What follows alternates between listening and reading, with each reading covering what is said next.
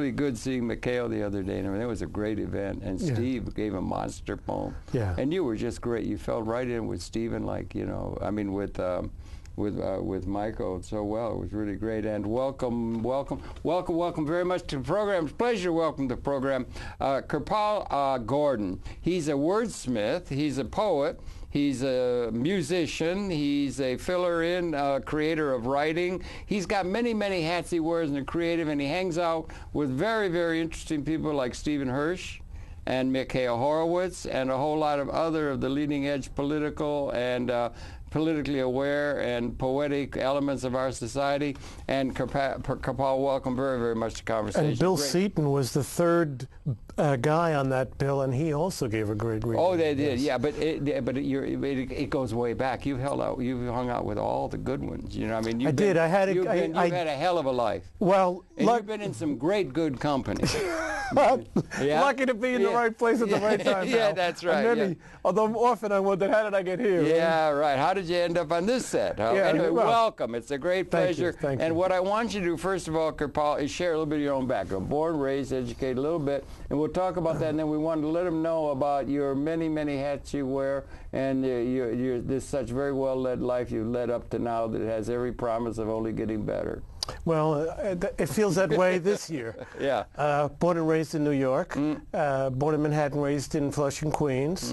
Went to Catholic high school and then Fordham Lincoln Center when it was an experimental wing of that grand old tradition. Yeah. Margaret Mead and a bunch of interesting people there. At Fordham, is that Jesuits?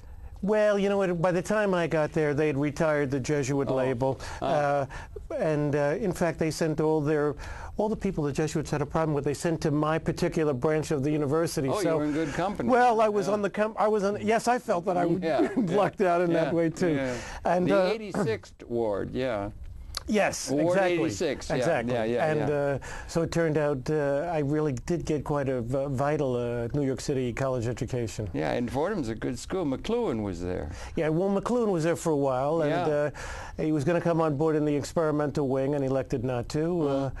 But many people did, and it was great to be on a Regents Scholarship. Yeah, that is good. Great to move into a commune of yoga and Tai Chi and Zen study as well. You did that on a Regents, right? You did it on a Regents Scholarship. At Naropa? Was your Naropa Well, no, cover there? Naropa was really a happy gift. Yeah. I'd been in correspondence with Allen Ginsberg over the years. Okay, and, good, yeah. You know, they opened in '74, and many of us who were studying Sanskrit or Chinese, because our understanding was if you really were going to understand these traditions, it would help to get in at the language level. I think that's how you got your name, right? Yes. Yeah. I studied Which with you might want to explain. Well, a yoga teacher. No, a yoga teacher.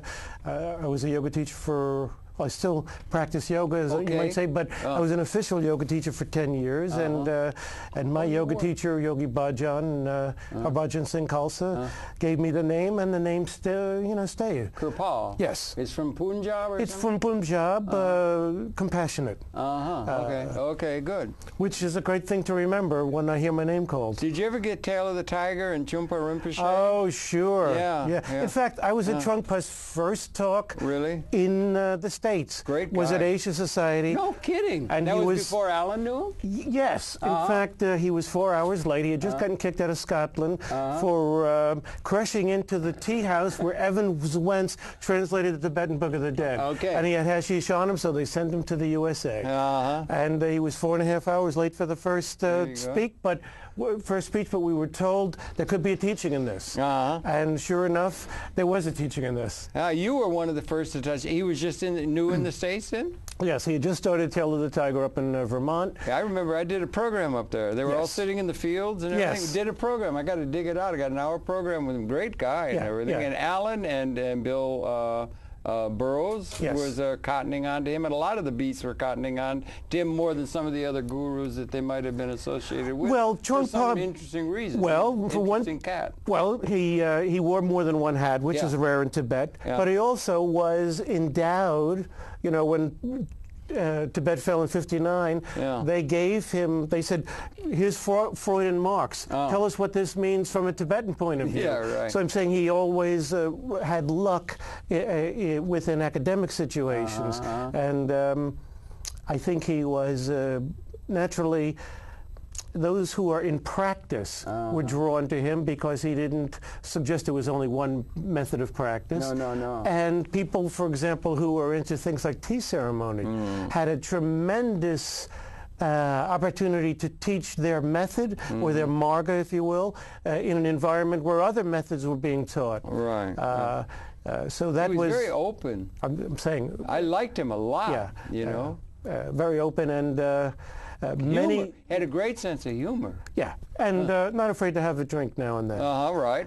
You know, right. And I think he was very good at reminding people not to confuse spiritual things with material things. Right. Cutting through spiritual materialism, an excellent primer on the way Americans try to own a spiritual discipline or an enlightened point of view. They've got all that good training in materialism. Yeah. And, and so he was very good at where we grasp, you know, at our, with pioneer roots. Yeah. And I thought he was a very effective meditation teacher. When was that you met him? I don't mean to pry. I met him in 1977. That's early. Yeah. Well, I met him speaking in New York, I think, in 71. 71? Yeah. Okay. And as I say, he was already, what would you say, in West Africa, they'd say he was already wearing two masks. Okay. The mask this way facing you,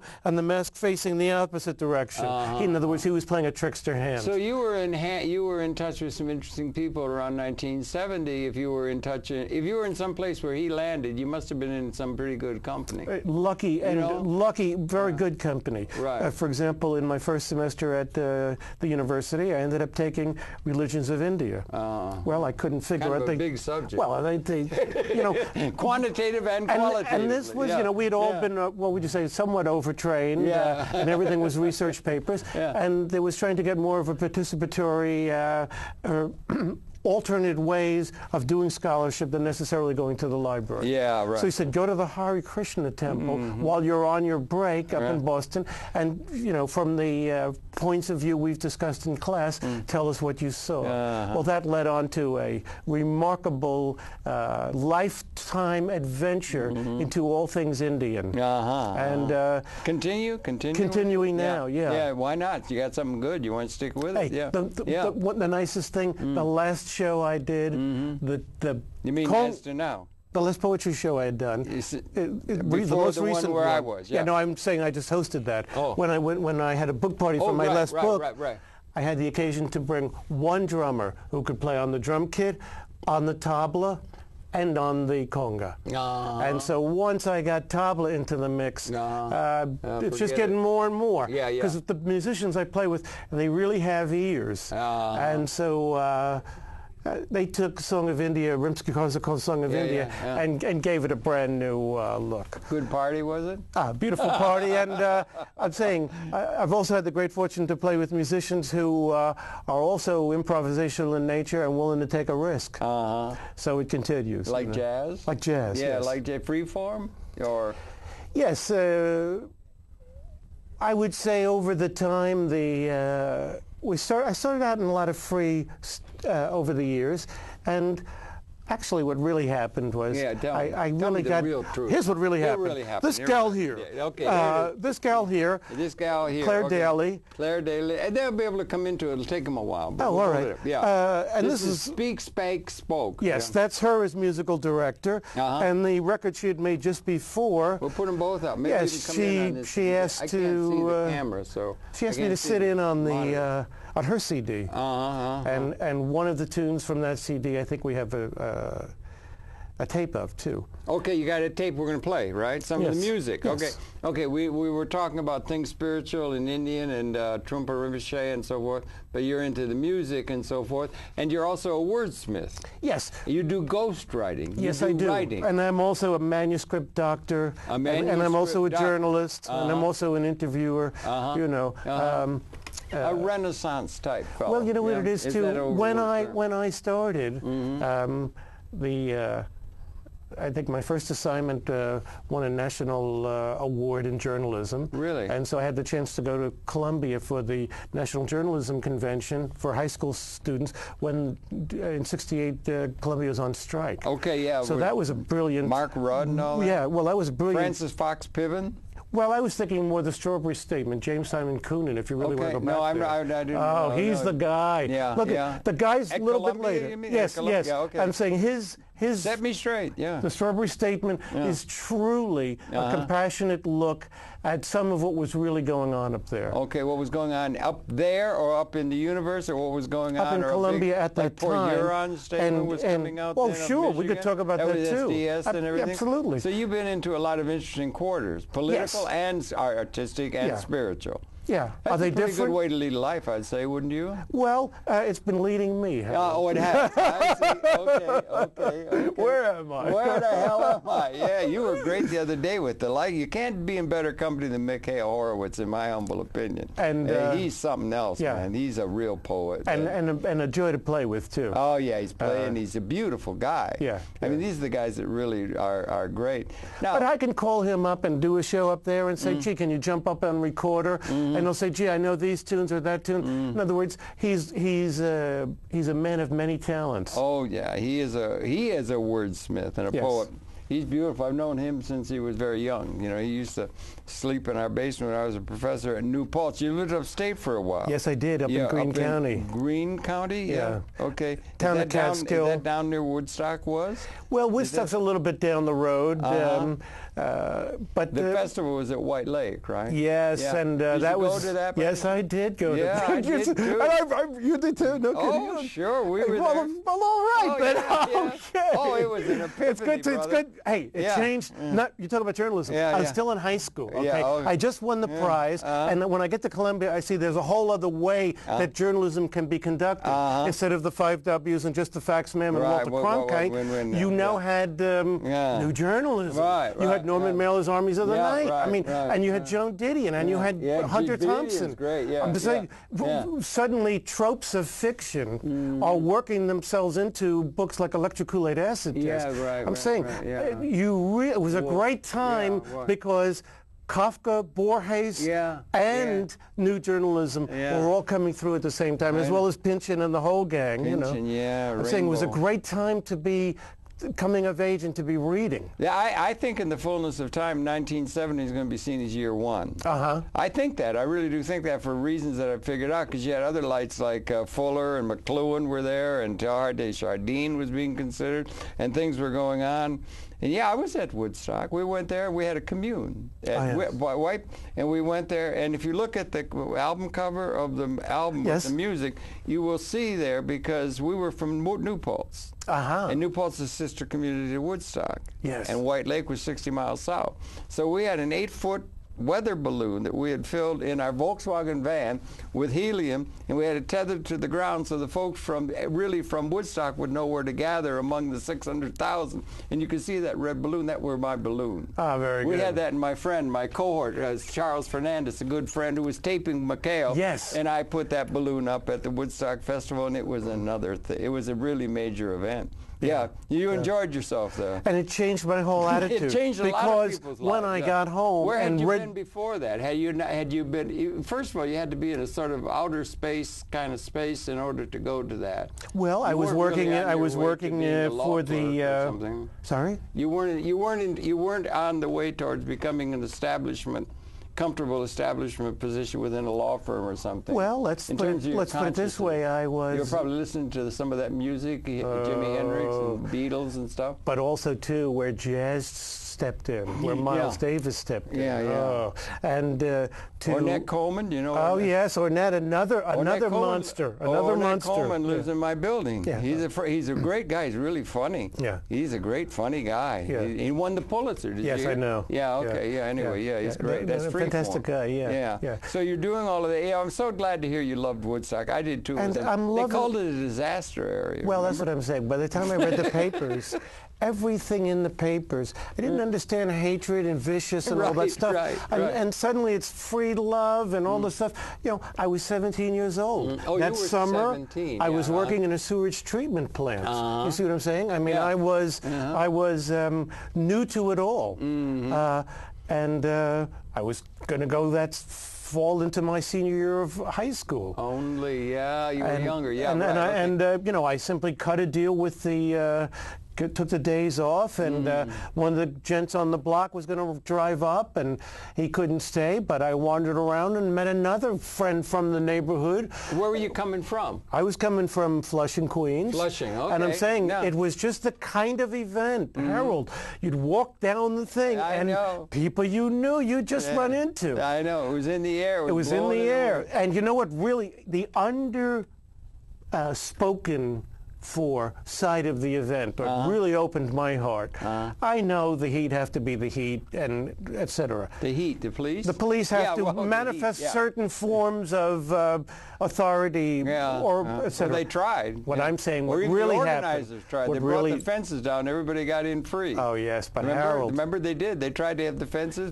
They only got in free because they cut the deal with Michael Lang. Well, okay, we'll sign the movie deal. Come on. You know, some fences went down. I'm just saying it was always about guilt. Remember Peter Townsend knocked Abby Hoffman off the stage and said, "This is a cultural event. This ain't politics." When he tried to talk Vietnam. Well, Abby chose the wrong. Right, but he chose the wrong band. Don't say nothing bad about Abby. I can't say anything. Don't say anything bad. He's a model. Gorgeous. He's a model. Gorgeous. He's a model for how to move from an activist into a different level of consciousness worker. Yeah, he really absolutely. Absolutely. But it was a wonderful scene, and then music after music after music. I mean, it was really. But here's what I'm saying. What really opened my heart. I'm 17 years old. I got no food. I got nothing. But the food manifest. Where the hell did all that food manifest? It just manifested. All the Jewish people along the way, the boxes, whatever we have in the thing. I'm loading up the cops. Don't give that guy water, and don't thank him for the water. It was very much a Christian experience of the Acts of the Apostles to me. It was like right out of the good book, man. Oh man, absolutely, people, and we heard about all kinds of hysteria and stuff, and the natural goodness of human beings. Right, there was no violence. 500, 600,000 and no violence, virtually no violence. Amazing. And the food manifests from somewhere like manna from heaven. Unbelievable. Yeah, it was really good. It was signaling something. There was something magic going on, and there was something blowing in the wind. It wasn't just in New York. It wasn't just in White Lake. It was all over the world. It was happening in France. There was something really going on. A lot of opposition to that awful war in Vietnam, right, was motivating a lot of attention. I think that's, you might say, the trigger. There were all kinds of movements that trigger allowed us to really come together around. Let me ask you, Harold. You're probably still doing the same things you were doing, what you were doing when you were doing what you were doing then. Well, I haven't changed anything very much. I mean, so where do you think the dream or the movement has gone? Well, I think it's still there, but I do think it's good to get moorings back to that time. And I think there were things that were majorly going on. I'm still into the same things I'm into then. Fuller, I don't think there's a better mind ever came than Buckminster Fuller. I think he really had it together. Marshall McLuhan was wired. Did you ever get into McLuhan? Yes, McLuhan was a great study. But Bucky Fuller and the Whole Earth Catalog, what a moment of renewal. Well, he was a philosopher. And he was a comprehensivist, and both of them. I'd been doing research for a doctor down in Bolivia, living among the Aymara Indians for a couple of years with my wife, kid, and everything. Came back to Detroit, 65, and on the television, it was black and white. There was only television, public television, local television. There came in 1 week, I think, 2 different people, and I was a geographer. And for whatever it's worth, a geographer can be, you can get away with it in terms of being interested in everything. Yes. So you're looking for patterns. You're looking for big patterns, and it could be anything, physical, economic. I mean, you don't have to get all specialized. You're generalist or comprehensivist, right? And 2 people came on the television, both of them with the same advice to youth or whatever, and they said, dare to be a comprehensivist. I think there should be a department at some university, and the subject is everything. it's all broken down into specializations. All of it, we break it all down into specializations. Fuller used to observe that he had a great wry sense of humor. He said the pirates that run the world, let's say, pirates du jour, yes. that they got a comprehensive sort of understanding of things and everything, and they consciously gave money to set up graduate schools to get the best. They're not worried about the dullards, but they get the best minds coming up, so specialized out on the use of the pluperfect tenth in 14th century poetry in the south of France, Provence, right? Like they get so specialized out, they can't think about the whole and never think about become a threat or anything to those that are running the world. I thought that was an interesting analogy. I think we live in revolutionary times.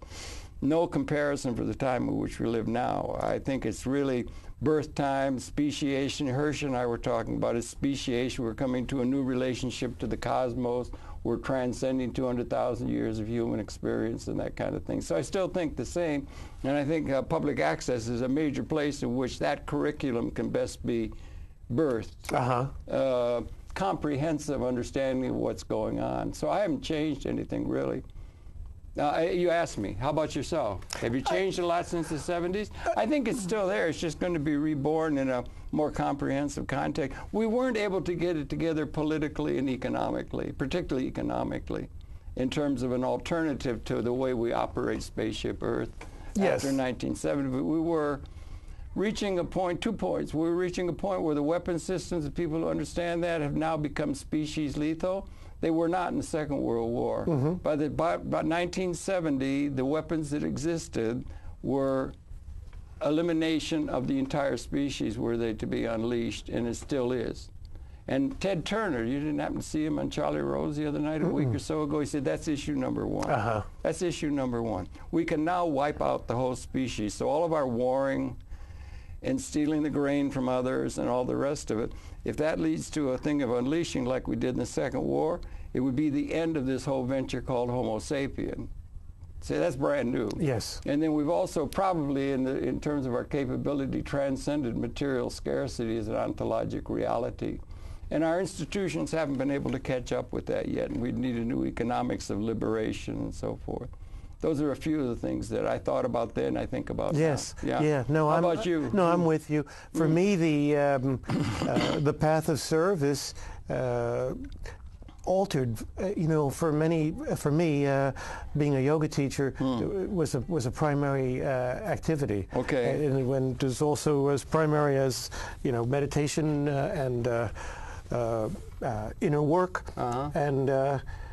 I think the good thing that happened to me was that I moved increasingly. I always had one foot in the world and one foot in the ashram or in the meditation retreat place.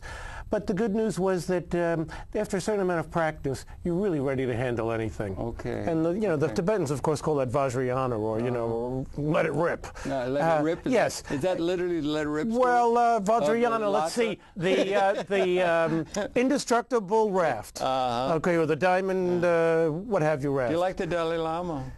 Well, he's a beautiful monk. You see what I'm saying? And he is a skillful player in politics because the essential value of his political engagement is Dharma. Now that's a beautiful. Dharma that's a.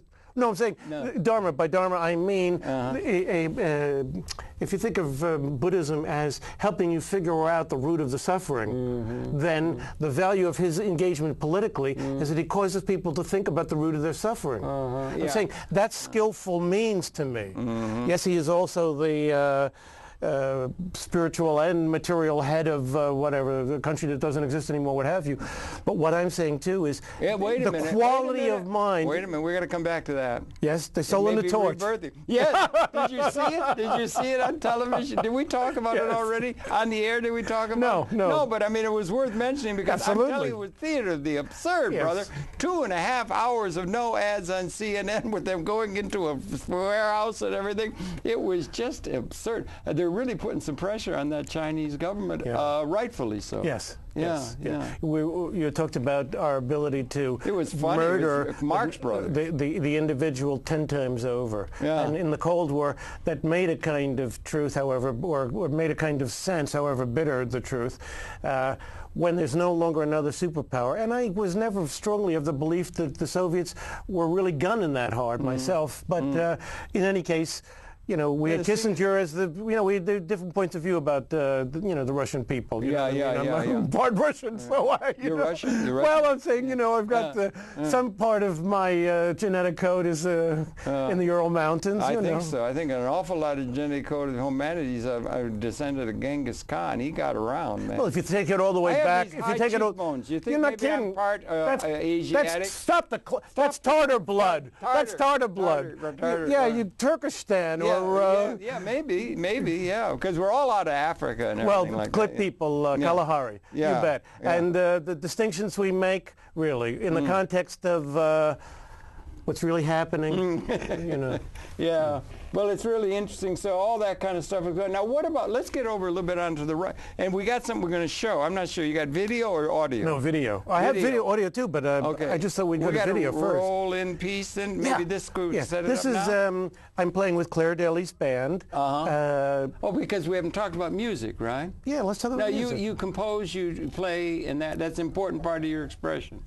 Okay. Well, I was about to tell you that I'd fallen in love with this woman, but it was too embarrassing, so we changed the subject. Yeah. But I did fall in love with this woman, and what happened? What happened? I saw her at a show at a jazz festival. I was playing, she was playing. I loved her tone. We'll see you in New York sometime. Years later, I'm in New York. Friends of hers said, "Oh, you got to hear this guy Speak-Spake-Spoke." What's her name? Claire Daly. Sounds you were talking about Claire today. Yes. Same Claire. Yes. Same lady. Same, and you will see her on the baritone. Okay, good. We want to baritone saxophone. This is your lady fair. Yes. Huh? Okay, good. Well, let's see if we can't set that up. And Runner, we're talking with. Okay, we're talking now. Run that, and I can see the television screen. We'll run that with some music on the video. They've got that set up. Thank you. And we're talking with Kirpal Gordon. Okay. Run that tape now, and if they don't run it, we'll have to talk until they find out to push the right button and everything. It doesn't come up with the same alacrity as it does on Apollo 13 or up on the moonshot or something like that. So maybe we could run that tape now, please. And so maybe we'll have to talk until they do. Can you see the screen? I can't see it. So let's raise the flag. No, I can't either. No, it's over there. Oh, that screen. Yeah, that screen. That's where it's okay. Sure, I'll see it out of the corner of your eye. I will certainly look, yes. And we'll look until they get it brought up. And then when they bring it up, we'll just go right through it. So when I met Claire, I was really working in a freer situation, but when I really heard her tone, and she really gave me ears to hear the American songs with her. Keep your eye on the Just start the tape and you figure out how to run it. Good, keep talking. Keep your eye on the Very good. Very good. I'm having a good time playing tennis. Janice, you see? I'm playing tennis. Yeah, So Janice with the two heads. Ah, yes, exactly. Actually, I was going for... Okay, now. Shot to heaven's jackpot. I'm rolling with the Kirpal Marathon. To heal the life and rest the dead. And then make little girls come out of their head. Bumper cut, top schlotch, boot. May sell the big lie, but horns cry a burning fruit. From Vibration Society sidelines. Maggie is alive on a hot tin roof.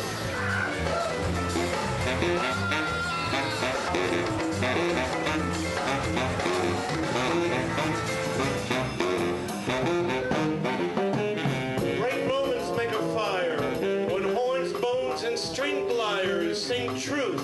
Powerfully complex, military, industrial, no big contractors for hire.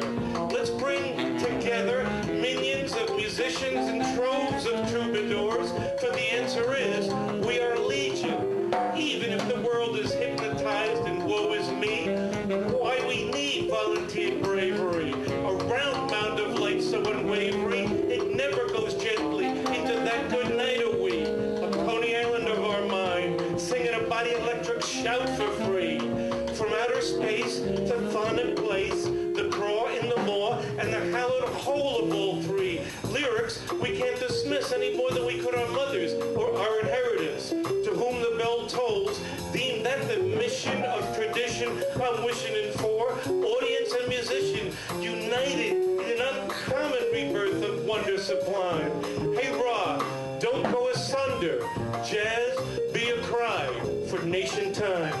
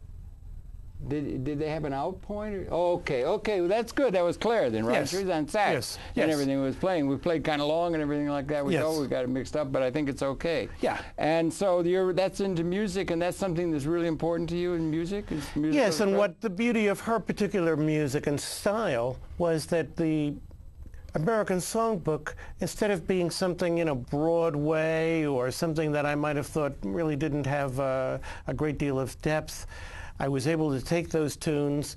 First of all, she's only playing the really great ones. But I was able to take a song like "You Make Me Feel So Young" and make it "You Make Me Feel So Young." And so we could do that, and we could take a song like "Theme for the Olympians" by Rahsaan Roland Kirk and do a more lively version of his spirit for now. And so we could take a tune like "Spring Can Really Hang You Up the Most," and I could tell the entire story of spring and the Orpheus legend through that tune. So I wrote the tune, I wrote the lyrics so that they wrap around the actual song forms. So you made lyrics up to the tune that had been there, or used the same lyrics, or you changed play on words or something? Yes. Or what? I, for example, in a tune like Afro Blue, I will refer to the words that are written for Afro Blue, but also go outside of the form a little and add new things and new rhyme patterns. Okay, well, that's a great lead-in, because you're also, if I may, that's really interesting. You could do that. That's good.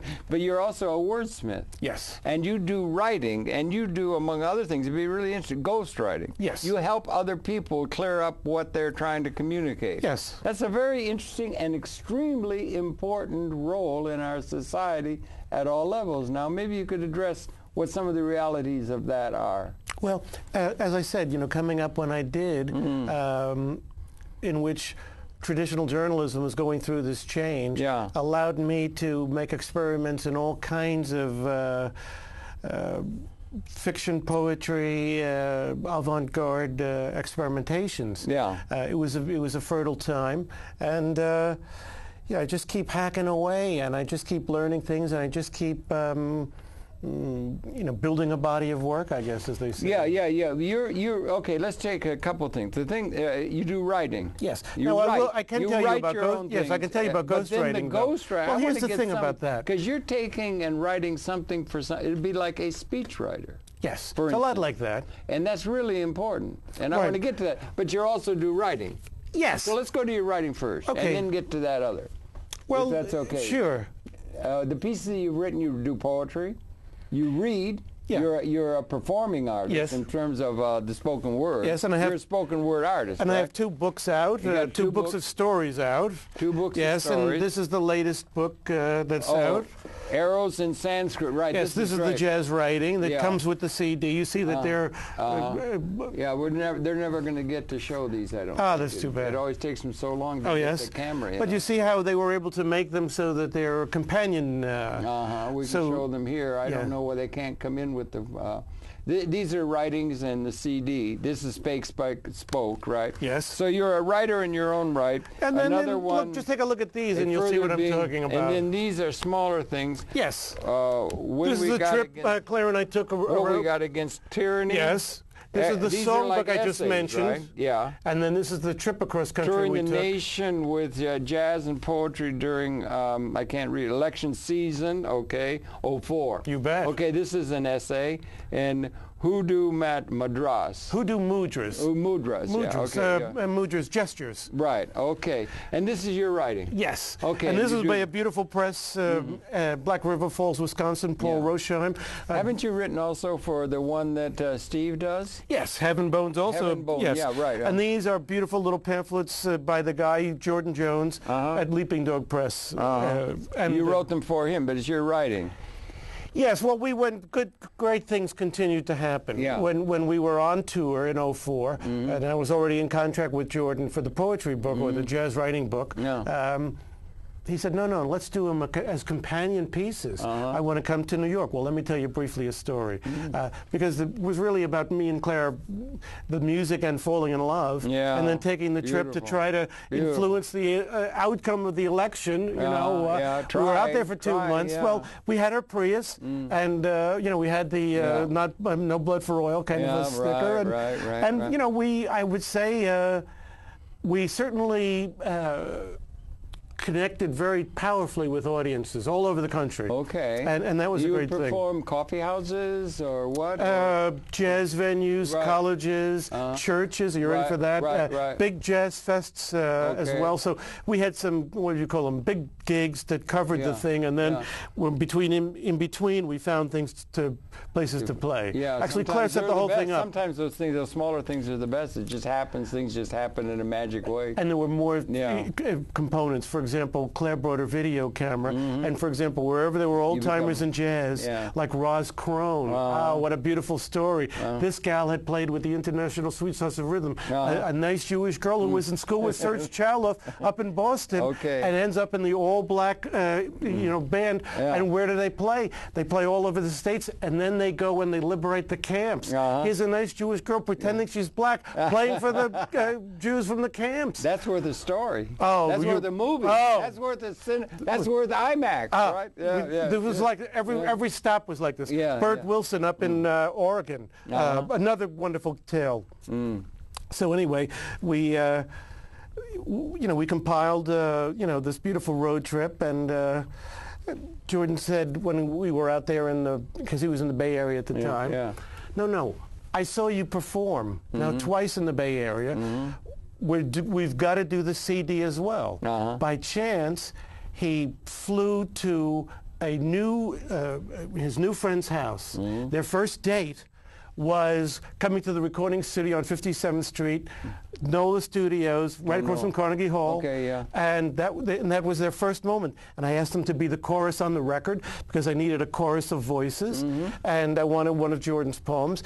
And it was after that first date, he went back to California. They got married. He moved to North Carolina, adopted her child, and they came up for the book party, happy as can be. All right. So I'm saying, for what book was that? That was for Speak-Spake-Spoke? No. Eros and Sanskrit. Oh yeah, yes. right. And I'm saying Jordan came up for that, and there was just good things are happening around this music and literature. Is all I'm saying. Right. And you got a whole camaraderie of people all over the country who are good people. You can stop in and know where the action is with the real talents and everything. It's really good like that. Sangeeta told yesterday, the program aired today, that he had a place on 7th Avenue between 26th and 25th. He had all the jazz instruments there. Guys would go to Sweet Basil and play a gig and make some money, and then they'd fall by 3 in the morning and whirly wail.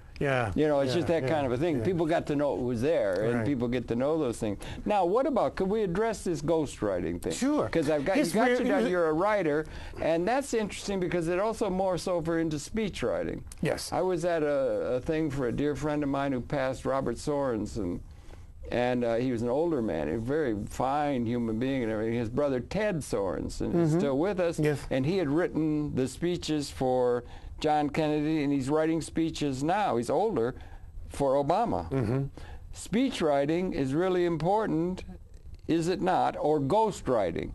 You're taking somebody and then you're making their thing into literature. Or can you write to that? Can you talk to that process? How that happens when somebody writes a book, they got the name, and you've written it, and that kind of thing. Right. Well, or in the level of speech writing for our political or leaders. All right, let me hold speech writing for a minute. Okay. And speak on ghostwriting. Okay. And let's substitute the term literary consultancy. All right. Because the truth is, I reach a client. Clients are in so many different places in the process. Many of the clients that I write for already speak. They're National Speakers Association, and they're champions in their industry. By the time they get to me, they may have had a book out, they've had a lot of articles out, they have a niche market.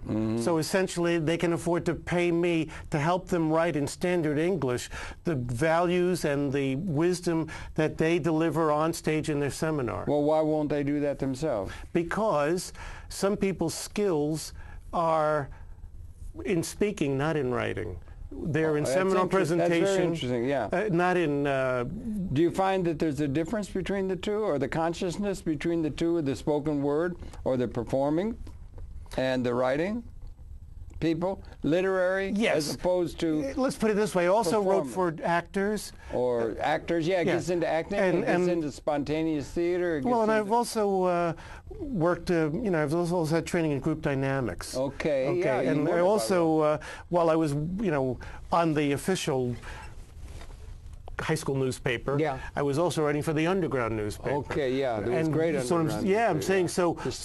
My orientation. And the internet's coming now. Yeah. Well, in any case, my orientation was never that it was all just one thing. Yeah. It wasn't counterculture. Yeah. In other words, my feeling was that my work was to be scribed to the tribe.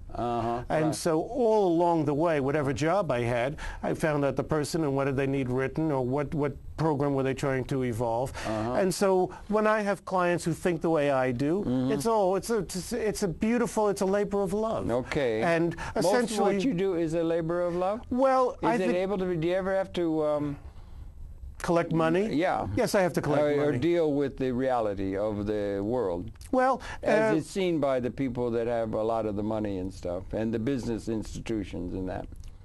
Or is there a conflict between that and the creative process? I don't see the conflict. Okay. And it's all, what I'm saying, it's all one poem. It's all one journalism assignment. It's all one story. And so... so you could do I could tell your story. Harold, I would love to tell your story. Oh, good. That'd be great. You got the contract. All right, good. $1,000 down. Zero budget productions, right.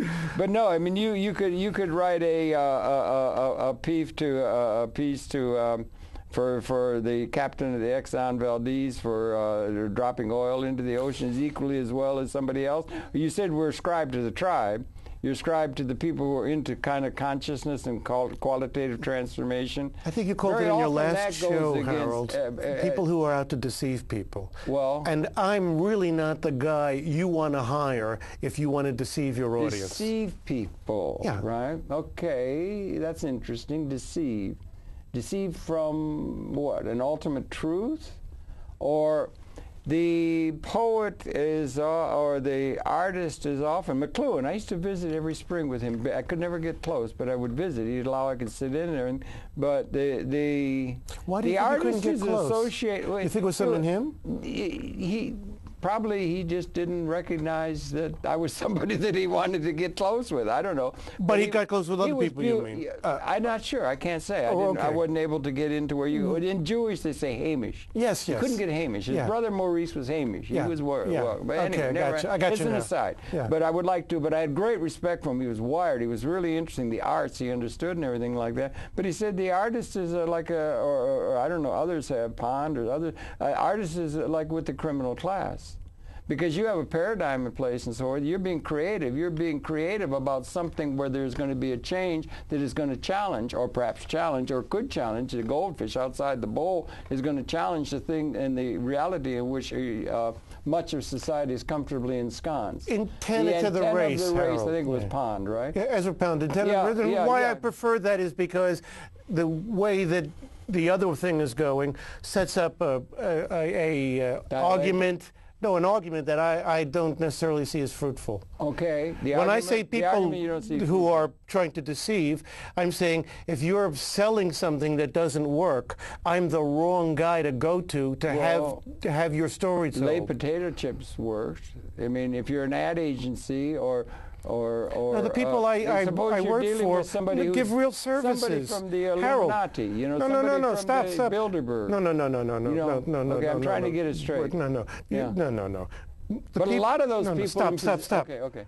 The people that I write for are everyday people who have a talent. The one guy, he loves college and high school kids and how to help them, in their career search. Okay. He's at it all the time. Yeah. He's a beautiful client. Yeah. Another client serves people in the dental industry in remarkable ways. You had a reference to him. It did really well. Yeah. What was the title of the thing or something? You had an interesting title to the piece about how implant. Yes.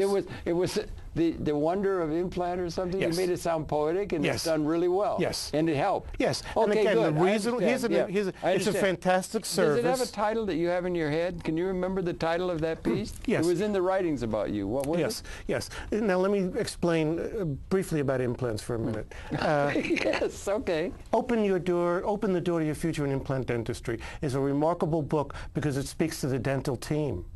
It teaches the dental team how to advance the service and lets the doctor just do the service. Is that the title?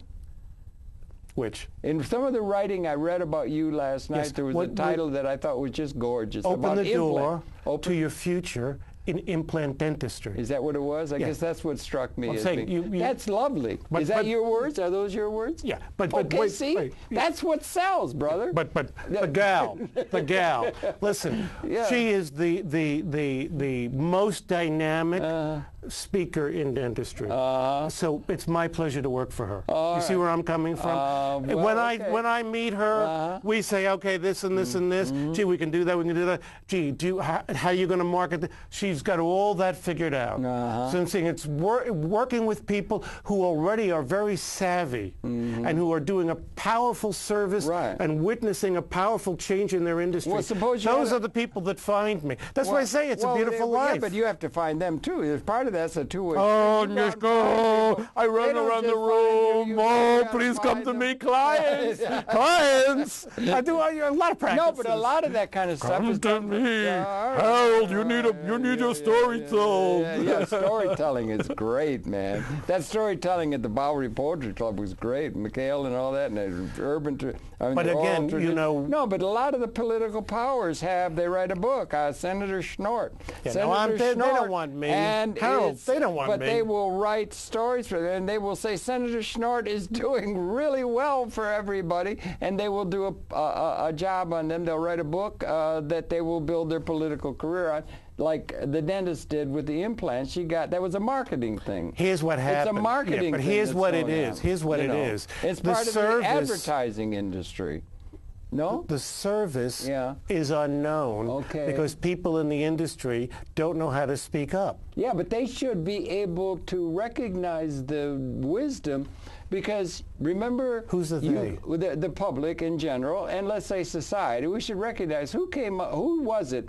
It wasn't Mr. Lay who came up with you can't eat just one. Yeah, but here's what I'm saying. You know what I mean? This or there's gal, a Ford in your this future. Gal. Or the Westinghouse, it's got to be good. Somebody comes up with these words behind the marketing of all our products, and then even politically. Politically is nothing but a big advertising They're called campaign. magic words, Harold. They're magic words, and they should give credit to those people because a lot of creative talent goes into making these ads that sell stuff to people and makes a lot of money for people that are in a position of authority in the society, and they have ghostwriters who write those books for them and their speeches so that they will sound good when they talk to the public, no?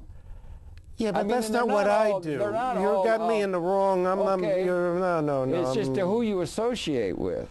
The event of ghostwriting isn't evil. Some people are just I didn't necessarily say that it was. I say I'm only just building an argument. Yeah, okay. Yeah. Well, that's good. Build an argument. Now, I didn't mean to lack it with evil. Yeah, no, I'm saying... although Lincoln did write his own stuff. He didn't have ghostwriters, I understand. But most politicians do have, and they depend on those writers, don't they? Right. We're in the middle of a campaign now. Stop with the politicians, because I'm not even near You're not near the politicians? No, I'm not. Not even the good politicians? No, what I do... No, they don't... You have an animus against the political skills of the political...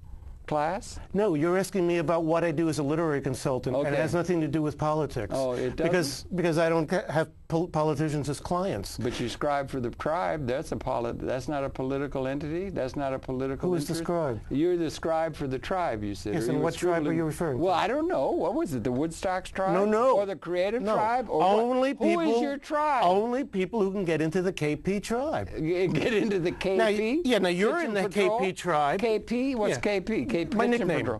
Oh, KP. It's also Kitchen Patrol, if you notice. You never had to do the military. Oh, I know That's all about terrible. I know, Grinding, believe me, awful, with my slave name, labor. I know every variant on KP there is. Oh, okay. So what it's I'm a saying, matter of who you hang out with. No, what I'm saying is you're in the tribe. Yeah. So what does that tell you? Well, it's good people. I'm saying a lot of good the people. president and the vice presidents of this country don't want me to write their work. No. Are you with me? Well, you wouldn't want to read a puff piece for Mr. Cheney. What if there was 10 figures? Puff! 10 figures. What? 10 figures. I shoot 10 you, Puff! It's called pow! I shoot. See, I was just playing, I was duck hunting. What do you mean? Do it? Yeah. Those bodies falling for America make me proud! Yes, right. I don't write that copy. You don't do it. Yeah, well, yeah, I mean, I guess there's a... No, but that is an important thing. What about for the good people, though? I mean, I'm saying it could be for the people that are good. Well, anyway, you do it for a literary thing. You help somebody get. You mentioned a thing really interesting. Ray Kurzweil, the cyber guy. Yes. Hirsch is really into it. Yes. Steve, and he said he really admires Ray Kurzweil, and so do I. He's really good and everything. He wrote that book, The Age of Spiritual Machines, about the influence of technology. And he didn't write the book. He spoke it. He spoke the whole book. It was a book, big bestseller. He did not write it. He spoke it. And it was translated by machine into print. So I don't know. There's something different about the spoken word. And was it Homer who didn't want to let the poet into the Republic? And it said, if you write it down, it will create forgetfulness in the learner's mind. And they really didn't want to let it in. Right. And that's what McLuhan said was the basis of Western civilization, with the phonetic alphabet. Yes. Linearity, even onto rationality. So these are issues between the oral tradition and between the tradition of the spoken word and the literary thing, where you help people with it. And you're a doctor of all that. You understand all that. What do you think about the relationship between those two things, the spoken word and the written word? And its presentation and helping and making it better able to communicate in an effective way toward, let's say, improving the human condition. Here's the thing that most of my clients have. They're remarkable on stage. But they're not remarkable. They don't know how to put the same wallop into the writing.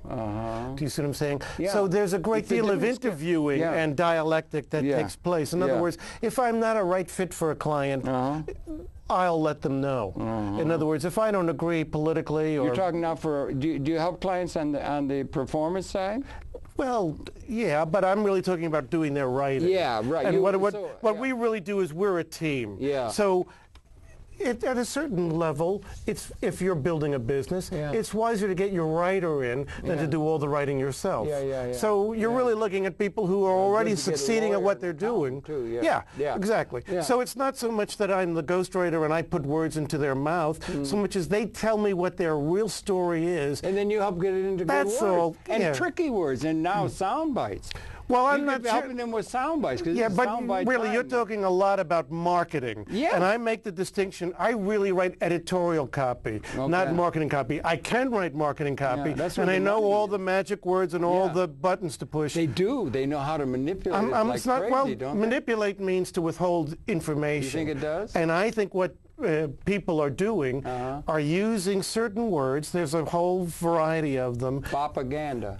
100% guaranteed, your money back, all 3 days. Crazy all these, Eddie. I got a deal for you. Exactly. Yeah, change. So, and words. And there are certain words that people need to see in order to get them on the hot button. I don't do that. No. My clients are so valuable to their clients that we don't have to go through any of those changes. Okay. Well, we're not trying to sell 1 million widgets.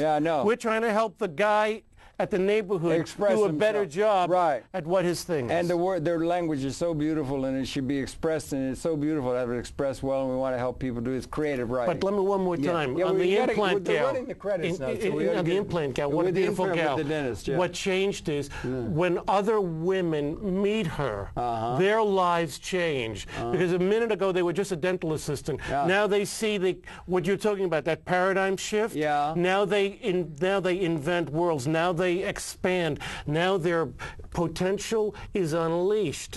This is a beautiful thing. We want that to be unleashed in every human being, their full potential, don't we? And that's why Isn't that what we want? And that's why I write those books. Everybody to do it in a synchronous kind of way where everybody can bring their full potentiality of the realization of their full capability to the sport. Let me leave you with this thought. There's two games of power. Power to prevent, power to join.